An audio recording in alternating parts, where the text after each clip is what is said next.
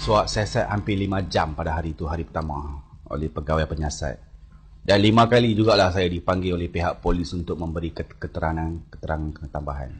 Jadi selepas saya membuat laporan polis ni, saya pun nak balik ke rumah lah. Saya on balik phone saya ni.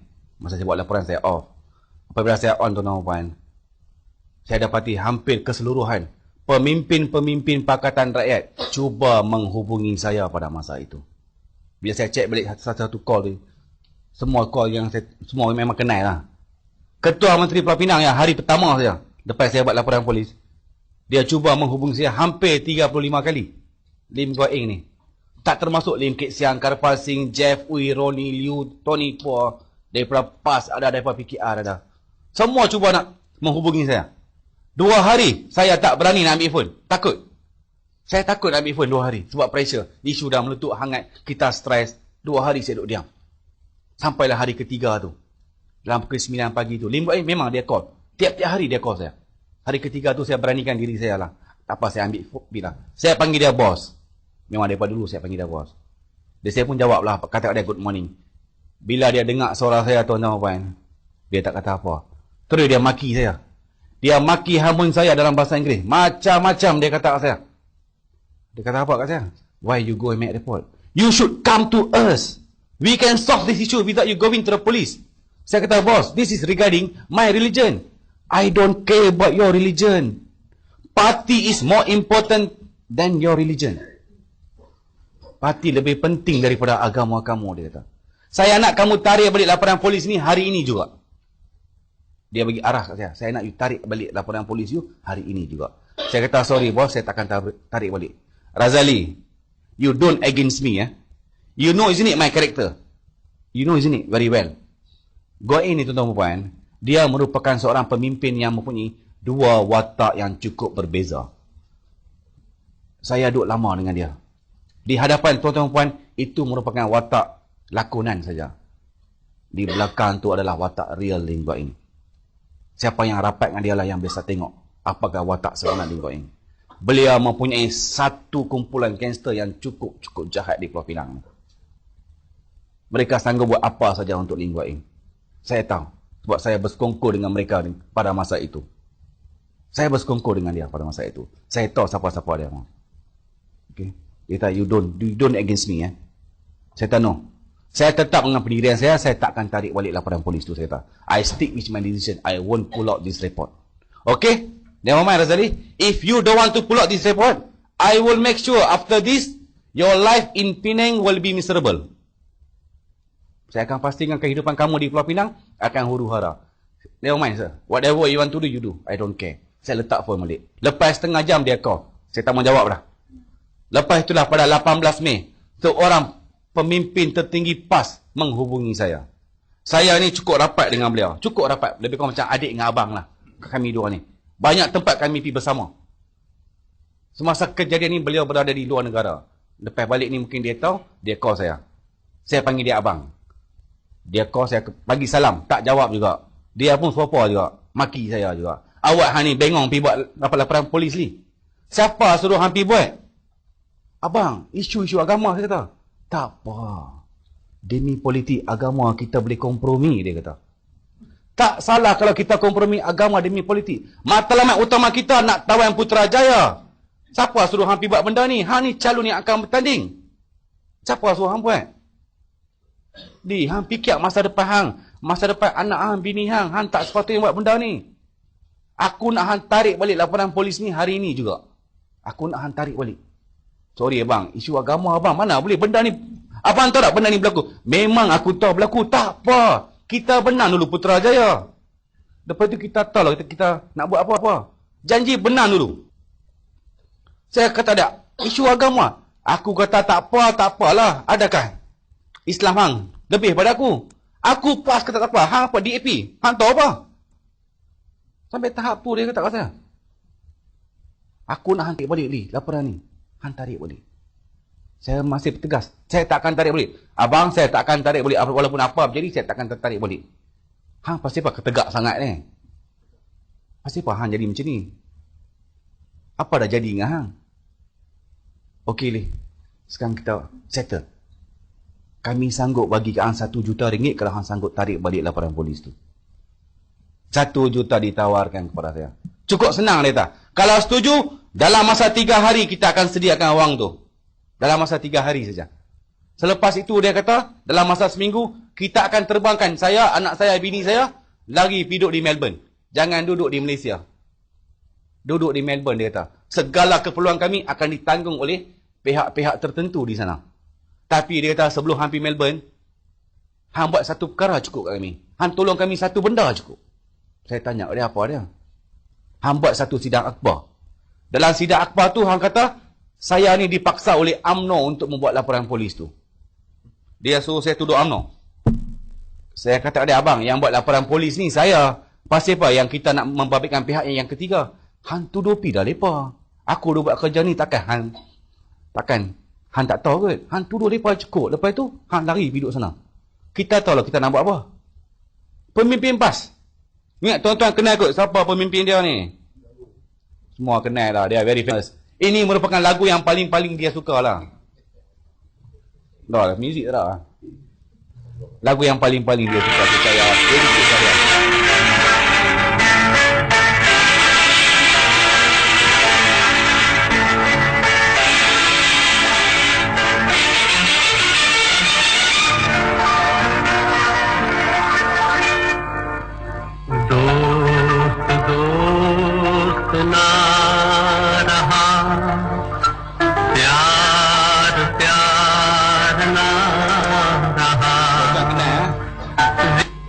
Timbalan Presiden PAS kan. Dulu masa kejadian pada tahun lalu, beliau merupakan ahli jawatan kuasa PAS Pusat. Muhammad Sabu, beliau merupakan rakan yang cukup baik dengan saya lah. Cukup rapat kami ni. So, matlamat menghalalkan cara. Janji dapat tawan Putrajaya cukup. Apa pun halal. Sampai tahap tu mereka ni. Saya tak sangka kata agama pun mereka boleh jual kau. Bukan tak jual, dah gadai dah. Dah lelong lah dekat DAP ni. Saya banyak menghadiri mesyuarat-mesyuarat Pakatan Rakyat. Saya tahu lah pemimpin PAS masa mesyuarat tu macam mana. Saya tahu. Saya duduk sekali dengan mereka. Tak cukup dengan tu tuan-tuan puan. Arahan daripada Ketua Menteri Pulau Pinang. Supaya saya dipecat daripada Ivory Property Group. Dia kata kalau dapat projek Bayang Mutiara, you pecat Razali baru saya akan bagi. Tak, saya tak akan bagi. Datuk tu pun kalang kabut call saya. Razali, you come to office now. Saya pun pergilah ke office. Pergi pejabat, dia kata arahan daripada Ketua Menteri Pulau Pinang. Mereka pun kata, saya ni kalau boleh, I don't want to terminate you. Kalau boleh, you berhentilah dengan sendiri. Di pihak Ivory telah sediakan satu surat peletakan jawatan saya. Suruh saya tanda tangan saja. Saya kata, Datuk, saya baru pada 16 hari bulan saya dipecat daripada kerajaan. Yang ni pun kalau dipecat, saya nak makan apa? Dia kata, sorry Razali, saya terpaksa pentingkan 500 pekerja daripada you. Projek ni amat penting untuk kami.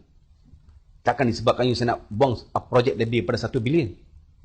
Projek tu lagi penting. Dan saya kena pastikan 500 pekerja ni survive. Dia kata, Datuk, dia tak bagi masa kat saya berfikir. Dia tahu, okey. Datuk ni baik actually. Dia baik. Dia terpaksa. Dia pun baik kat saya apa surat ni. So, saya balik rumah. Saya pun balik rumah. Lepas seminggu dia call balik. Bila you nak hantar surat tu? Saya kata, no Datuk, saya takkan resign. Sorry Razali, kalau you takkan resign, kami akan pecat you. Selepas itulah pihak Ivory menghantar beberapa surat kat saya. Suruh saya bayar ganti rugi lah, yang tu lah, yang ni lah. Lepas itu dia hantar surat. Kata saya tak datang kerja. Seterusnya saya dipecat daripada Ivory Property. Tuan-tuan. Daripada 13 Mei tahun lalu sampai hari ni. 3 Julai ni. Dah lebih 13 bulan saya tak kerja tuan-tuan. Tak kerja. Tak boleh kerja di Pulau Pinang. Gua tahu dia kata apa? Hari ni you masuk kerja, esok saya akan pastikan kamu akan dipecat. Sampai tahap tu saya kena. Seorang lelaki, seorang ketua rumah tak bekerja. Bagaimana perasaan saya ni? Tak boleh kerja. Isteri pergi kerja, saya duduk rumah. Simpanan ada, bukan tak ada. Saya mengaku simpanan ada. Bukan tak ada. Tapi lama mana boleh tahan tuan-tuan? Lama mana boleh tahan? Kita orang bekerja, kita tahulah. Bukit tu walaupun dia hijau, kita pergi kacau, kita pergi korek, kita pergi usaha dia, kita pergi ambil dia, lama-lama dia akan botak juga macam kepala saya. Habis juga. Sampai tahap tu, saya kenal. Tak cukup dengan tu, 2 orang padri telah dihantar oleh DAP supaya pergi memujuk isteri saya. Isteri saya kerja di bank. Kata orang nak jumpa, dia ingat customer. Dia pun turun ke bawah lah. 2 orang padri datang. Niat mereka cukup baik. Mereka datang nak tolong family saya. Tahu padri tu kata apa? Kami tahu sekarang your husband is not working. We are here to want to help you. We willing to help you and your family. Dia serahkan 1 sampul surat. Penuh dengan wang. Tak tahu banyak mana. Ni, gunakan untuk bulan ni. Kami sanggup bagi tiap-tiap bulan kat you. Kalau boleh, you pujuklah husband you supaya dia tarik balik laporan polis tu. Dia tarik balik cukup. Apa yang you minta semua kita akan sediakan.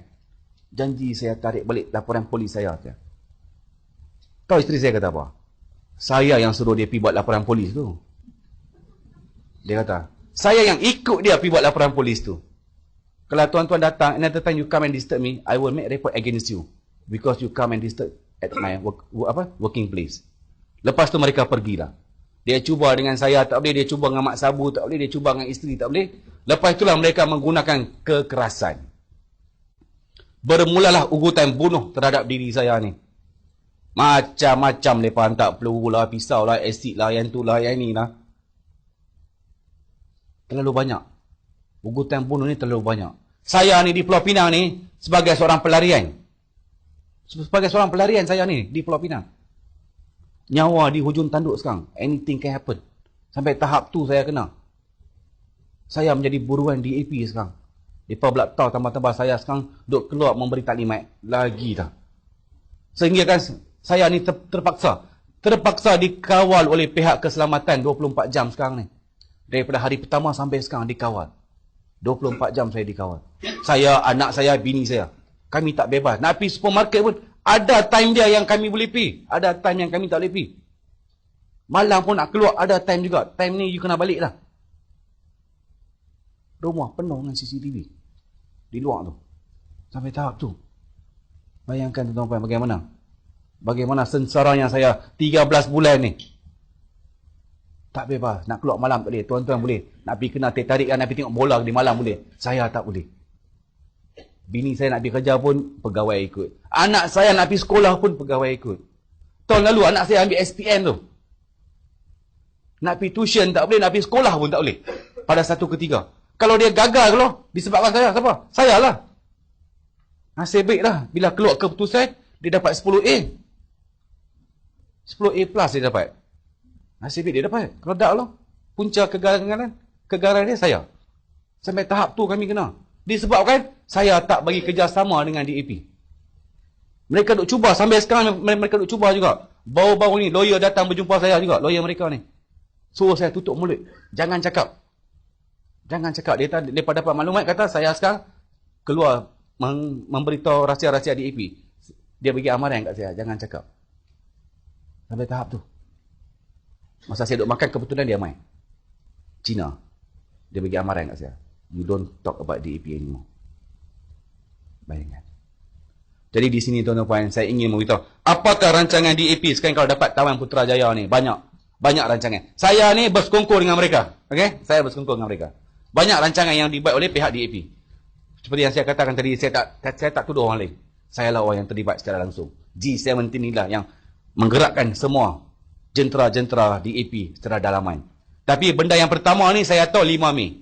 Yang pertama ni saya tak terlibat. 5 Mei baru saya sedap. Mereka ingin menjadikan agama resmi Malaysia adalah agama Kristian. Dalam masa 10 tahun. Untuk pengetahuan tuan-tuan dan puan-puan, hampir 90% kepimpinan DAP adalah beragama Kristian. Lim Guan Eng, nama penuh dia pun Joseph Lim Guan Eng. Lim Kek Siang ke, Roni Liu ke, terisa kau ingat, mungkin banyak orang tahu. Ada setengah masih guna nama Cina tetapi mereka merupakan anutan Kristian. Kami ingin menjadikan Malaysia sebagai sebuah republik macam Singapura. Sebab itulah kami cukup rapat dengan kerajaan Singapura ni. Cukup rapat. Kita ingin menjadikan Malaysia sebagai sebuah negara republik. DAP ni untuk pengetahuan tuan-tuan puan, dia tak akan buat semua serentak. Dia tahu bila masa yang dia nak buat. Sebab tu kita ada frame time. Dalam masa berapa tahun ni kita akan buat satu. Yang di Pertuan Negeri di kalangan orang Cina saja kita mau. Kenapa yang di Pertuan Negeri untuk orang Melayu saja? Kami pun rakyat Malaysia juga. Kenapa kami tidak diberi hak? Dia tanya. Pasal apa kami tak diberi hak?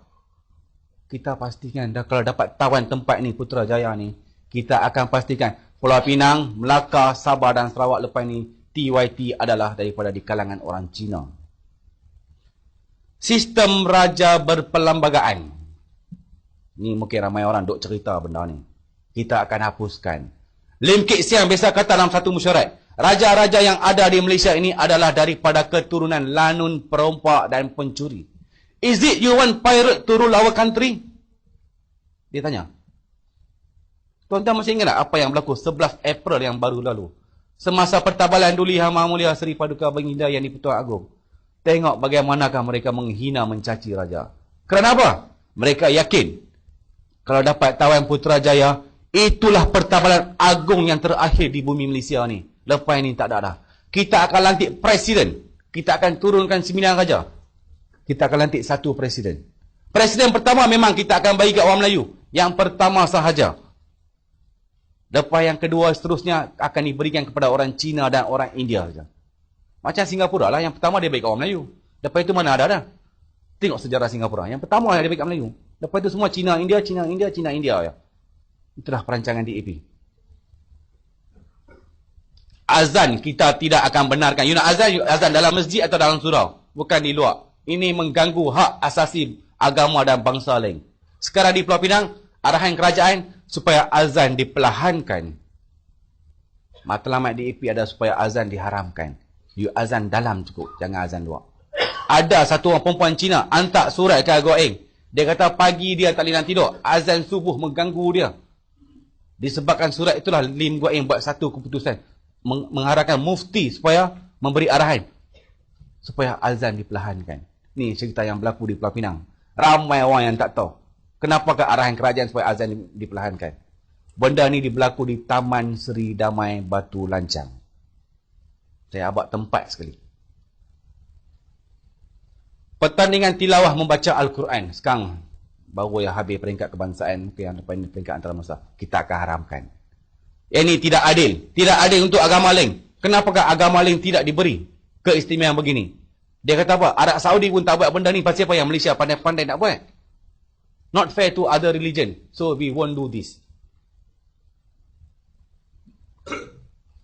Badan-badan NGO yang berteraskan perjuangan orang Melayu. Dia paling benci perkida dengan perkasa. Kita akan haramkan kedua-dua pertubuhan ini. Kita akan labelkan kedua-dua pertubuhan ini sebagai pertubuhan pengganas. Macam Al-Ma'unah ke apa, kita akan labelkan mereka. Selepas itulah kita akan gunakan undang-undang yang ada di Malaysia ini supaya mengharamkan perkida dengan perkasa selepas ini. Perkahwinan campuran akan digalakkan di bumi Malaysia ni. Cina boleh kahwin dengan Melayu, tak payah tukar agama tak apa. Semua agama sama kita akan buat. Macam apa yang sedang berlaku di Indonesia dan di Singapura. Boleh kahwin, bebas. Dan setiap pasangan yang sanggup berkahwin campuran akan diberi wang sagu hati sebanyak RM5,000.